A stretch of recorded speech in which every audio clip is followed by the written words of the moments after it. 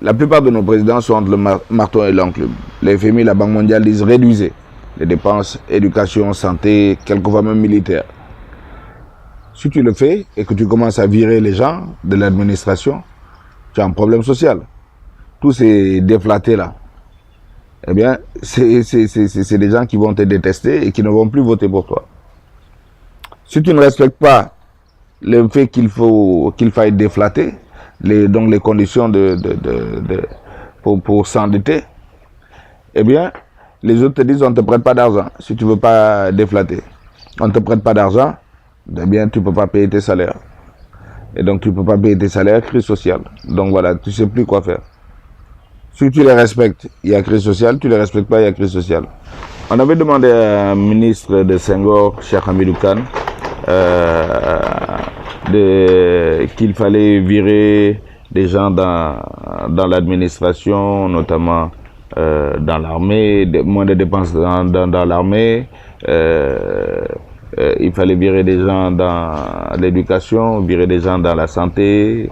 Et donc, les gars, pendant longtemps, pendant au moins 10 ans, le vieux m'explique qu'ils étaient en train de négocier avec les FMI et la Banque mondiale en disant mais on ne peut pas virer ces gens. Si on les vire, mais Dieu, comment ils vont vivre? Vous ne pouvez pas dire aux gens vous devez être un peuple, vous allez vers le développement et leur dire n'allez pas à l'école. C'est pas possible. Vous ne pouvez pas dire il faut soigner la population et dire mettez moins d'argent dans la santé. Ça n'a pas de sens. Vous ne pouvez pas dire il faut défendre le pays contre les agressions et ne pas mettre de l'argent dans l'armée. Et puis si on vire tous ces gens-là, on va faire comment? Mais les FMI, la Banque mondiale, insistaient sur ces choses. Donc ça fait 10 ans de négociations. Au final, qu'est-ce qui s'est passé? Ils ont été obligés d'accepter. C'est ça le dictat du FMI et de la Banque mondiale. C'est ça la contradiction. Ils te disent qu'ils veulent t'aider à te développer. Ils te disent moins d'argent dans l'éducation, dans la santé, dans l'armée, dans la sécurité. Ça n'a pas de sens. Et c'est pour ça que des exemples comme celui de Ghana tout récemment a dit, écoute, nous on ne compte plus sur les FMI et la Banque mondiale, on va compter sur nous-mêmes. Et après, tu organises ton peuple. Tu essaies d'être convaincant avec ton peuple.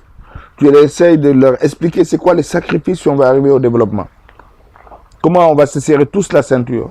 Mais il faut que ce soit et l'élite, depuis là-haut, qui commence à se serrer la ceinture pour qu'en bas on puisse accepter que nous aussi on va se serrer la ceinture. Si on voit une élite corrompue qui continue à avoir un train de vie et l'État qui a un train de vie excessif et que ce même chef d'État et ce même top management de l'État te dit nous on vit dans l'opulence mais vous serrez-vous la ceinture, il y aura un clash.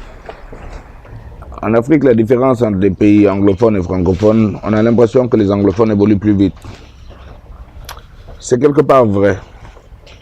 Parce que l'ancienne puissance colonisatrice anglophone n'est pas sur le dos de ses ressortissants, de ses anciennes colonies plutôt.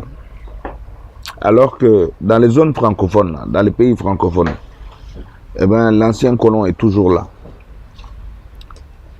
Il veut contrôler ton économie, tes matières premières, il veut contrôler la vie politique, il veut contrôler.